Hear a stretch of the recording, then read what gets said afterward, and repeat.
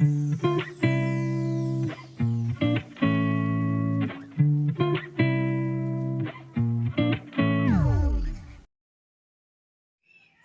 ಸೊಪ್ಪಿನ ಫ್ರೈಗೆ ಬೇಕಾಗಿರುವ ಪದಾರ್ಥಗಳು: ಒಂದು 3 ಕಟ್ಟು ರಾಜಗಿರಿ ಪಲ್ಯ ತೊಗೊಂಡಿದ್ದೀನಿ. ಅದನ್ನು ಈ ಥರ ಸಣ್ಣದಾಗಿ ಕಟ್ ಮಾಡಿ ಇಟ್ಕೊಂಡಿದ್ದೀನಿ. ಕ್ಲೀನಾಗಿ ತೊಳೆದು ಈ ಥರ ಕಟ್ ಮಾಡಿ ಇಟ್ಕೊಂಡಿದ್ದೀನಿ. ಒಗ್ಗರಣೆಗೆ ಎಷ್ಟು ಬೇಕೋ ಅಷ್ಟು ಎಣ್ಣೆ, ಒಂದೆರಡು ಮೀಡಿಯಮ್ ಸೈಜ್ ಉಳ್ಳಾಗಡ್ಡಿ ತೊಗೊಂಡಿದ್ದೀನಿ. ಅವನ್ನ ಈ ಥರ ಸಣ್ಣದಾಗಿ ಕಟ್ ಮಾಡಿ ಇಟ್ಕೊಂಡಿದ್ದೀನಿ. ಒಂದು ಸ್ವಲ್ಪ ಕರಿಬೇವು, ಒಂದು 3 ಹಸಿಮೆಣಸಿನ್ಕಾಯಿ ತೊಗೊಂಡಿದ್ದೀನಿ. ಈ ಥರ ಉದ್ದುದ್ದ ಕಟ್ ಮಾಡಿ ಇಟ್ಕೊಂಡಿದ್ದೀನಿ. ಒಂದು ಸ್ವಲ್ಪ ಒಣ ಕೊಬ್ಬರಿ, ಒಂದು ಗಡ್ಡೆಯಷ್ಟು ಬೆಳ್ಳುಳ್ಳಿ. ಅದನ್ನು ಸಿಪ್ಪೆ ತೆಗಿಯೋದೇನು ಬೇಕಾಗಿಲ್ಲ, ಸಿಪ್ಪೆ ಗುಂಟನೇ ಮಿಕ್ಸಿ ಮಾಡ್ಕೋಬೇಕು. 5-6 ಒಣಮೆಣಸಿನ್ಕಾಯಿ ತೊಗೊಂಡಿದ್ದೀನಿ. ಅರಿಶಿನ ಪುಡಿ, ಸಾಸಿವೆ ಜೀರಿಗೆ, ರುಚಿಗೆ ಬೇಕಾದಷ್ಟು ಉಪ್ಪು, ಒಂದು ಸ್ವಲ್ಪ ಕಡಲೆಬೇಳೆ, ಒಂದು ಸ್ವಲ್ಪ ಉದ್ದಿನಬೇಳೆ, ಒಂದು ಸ್ವಲ್ಪ ಹಿಂಗು. ನಾನು ಒಂದು ಮಿಕ್ಸಿ ಜಾರ್ ತೊಗೊಂಡಿದ್ದೀನಿ. ಈಗ ಇದಕ್ಕೆ ಕೊಬ್ಬರಿನೂ ಒಣಮೆಣಸಿನ್ಕಾಯಿ ಹಾಕಿ ಮಿಕ್ಸಿ ಮಾಡ್ಕೊಂಬಿಡೋಣ.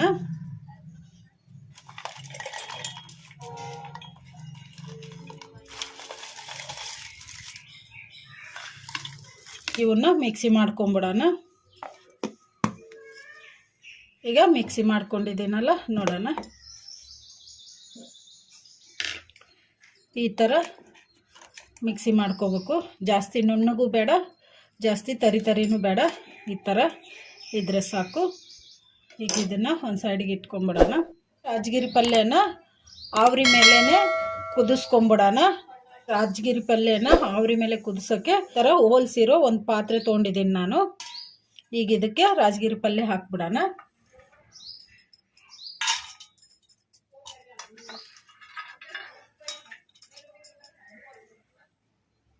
ರಾಜಗಿರಿ ಪಲ್ಯನ ಕುದಿಯೋ ನೀರಿನ ಮೇಲೆ ಇಟ್ಟು ಕುದಿಸ್ಕೊಂಬಿಡೋಣ. ನಾನು ಸ್ಟವ್ ಆನ್ ಮಾಡ್ಕೊಂಡು ಒಂದು ಪಾತ್ರೆ ತೊಗೊಂಡು 1-2 ಗ್ಲಾಸಷ್ಟು ನೀರು ಹಾಕಿಟ್ಟಿದ್ದೀನಿ. ಅದು ನೀರು ಕೂಡ ಕುದಿಯಕತ್ತಿದ್ದಾವೆ. ಈಗ ಕುದಿಯೋ ನೀರಿನ ಮೇಲೆ ರಾಜಗಿರಿ ಪಲ್ಯನ ಈ ಪಾತ್ರೆ ಮೇಲೆ ಇಟ್ಟು ಕುದಿಸ್ಕೊಂಬಿಡೋಣ. 10 ನಿಮಿಷ ಮೀಡಿಯಮ್ ಫ್ಲೇಮಲ್ಲಿ ಕುದಿಸ್ಕೊಂಬಿಡೋಣ. ಈಗ ಇದಕ್ಕೆ ತಟ್ಟೆ ಮುಚ್ಚಿಬಿಡೋಣ. ಇದನ್ನು ಆವರಿ ಮೇಲೇ ಕುದಿಸ್ಕೊಂಬಿಡೋಣ. ಈಗ 10 ನಿಮಿಷ ಆಗಿದೆ. ತಟ್ಟೆ ತೆಗೆದು ನೋಡೋಣ.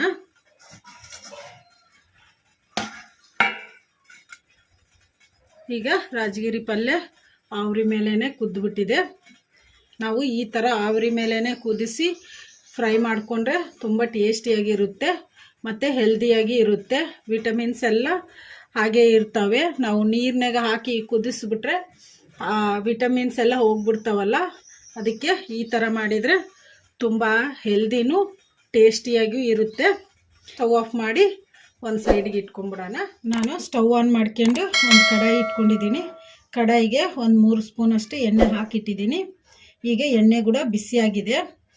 ಕಡಲೆಬೇಳೆ, ಉದ್ದಿನಬೇಳೆ, ಒಂದು ಸ್ವಲ್ಪ ಇದನ್ನು ಹಾಕೋಣ. ಒಂದು ಸ್ವಲ್ಪ ಸಾಸಿವೆ ಜೀರಿಗೆ ಹಾಕೋಣ.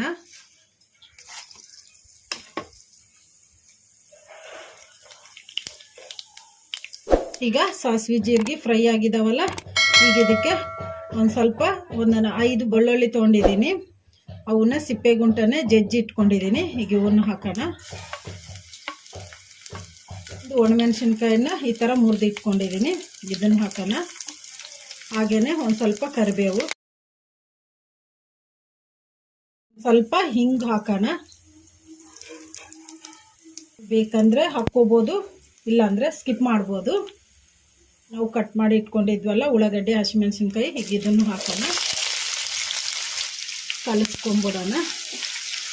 ಇವನ್ನೆಲ್ಲ ಮೀಡಿಯಮ್ ಫ್ಲೇಮಲ್ಲೇ ಫ್ರೈ ಮಾಡ್ಕೋಬೇಕು. ಇವನ್ನ ಈ ಥರ ಕಲಿಸ್ಕೊತಾನೆ ಫ್ರೈ ಮಾಡ್ಕೋಬೇಕು.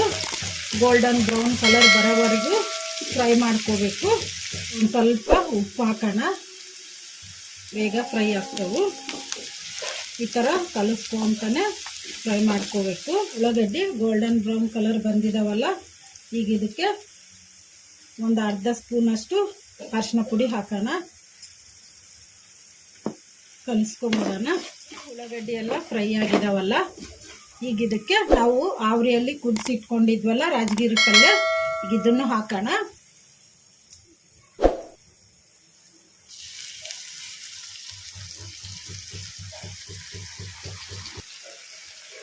ಈಗ ಕಲಿಸ್ಕೊಂಬಿಡೋಣ. ಇದನ್ನು ಒಂದು 5 ನಿಮಿಷ ಈ ಎಣ್ಣೆಗೆ ಫ್ರೈ ಮಾಡ್ಕೊಂಬಿಡೋಣ. ಈ ಥರ ಕಲಿಸ್ಕೊಂಡು ಈಗ ಇದಕ್ಕೆ ರುಚಿಗೆ ಎಷ್ಟು ಬೇಕೋ ಅಷ್ಟು ಉಪ್ಪು ಹಾಕೋಣ. ನಾನು ಆಲ್ರೆಡಿ ಉಳ್ಳಾಗಡ್ಡಿಯಲ್ಲಿ ಒಂದು ಸಣ್ಣ ಸ್ಪೂನಷ್ಟು ಉಪ್ಪು ಹಾಕಿದ್ದೆ. ಈಗ ರುಚಿಗೆ ಎಷ್ಟು ಬೇಕೋ ಅಷ್ಟು ಹಾಕೋಣ.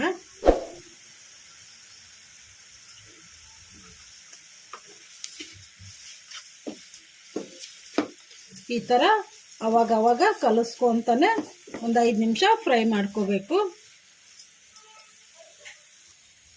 ಇದನ್ನು ಮೀಡಿಯಮ್ ಫ್ಲೇಮಲ್ಲೇ ಫ್ರೈ ಮಾಡ್ಕೋಬೇಕು.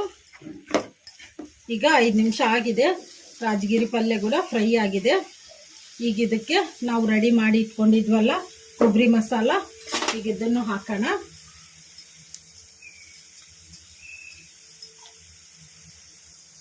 ನಿಮಗೆ ಎಷ್ಟು ಬೇಕೋ ಅಷ್ಟು ಹಾಕ್ಕೋಬೋದು. ಒಂದು ಸ್ವಲ್ಪ ಜಾಸ್ತಿ ಹಾಕಿದರೂ ಏನಾಗಲ್ಲ, ತುಂಬ ಟೇಸ್ಟಿಯಾಗಿರುತ್ತೆ.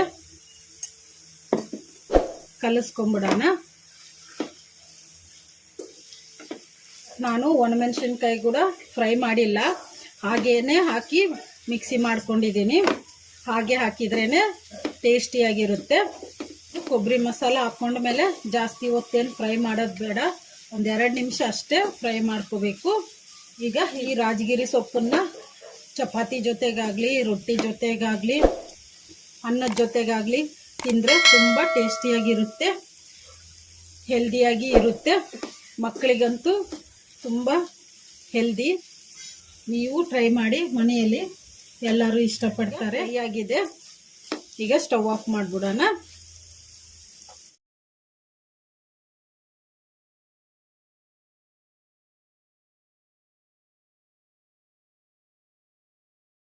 ಈಗ ರೆಡಿಯಾಗಿದೆ ರಾಜಗಿರಿ ಸೊಪ್ಪಿನ ಫ್ರೈ. ಈ ವಿಡಿಯೋ ನಿಮಗೆ ಇಷ್ಟ ಆದರೆ ನನ್ನ ಚಾನಲನ್ನು ಸಬ್ಸ್ಕ್ರೈಬ್ ಮಾಡಿ, ಲೈಕ್ ಮಾಡಿ, ಶೇರ್ ಮಾಡಿ, ಕಮೆಂಟ್ ಮಾಡಿ. ಸಬ್ಸ್ಕ್ರೈಬ್ ಬಟನ್ ಪಕ್ಕ ಬೆಲ್ ಬಟನ್ ಇರುತ್ತೆ, ಅದನ್ನು ಪ್ರೆಸ್ ಮಾಡಿ. ನಾನು ಯಾವುದೇ ಒಂದು ಹೊಸ ವಿಡಿಯೋ ಮಾಡಿದರೂ ನಿಮಗೆ ನೋಟಿಫಿಕೇಷನ್ ಬರುತ್ತೆ. Thank you for watching.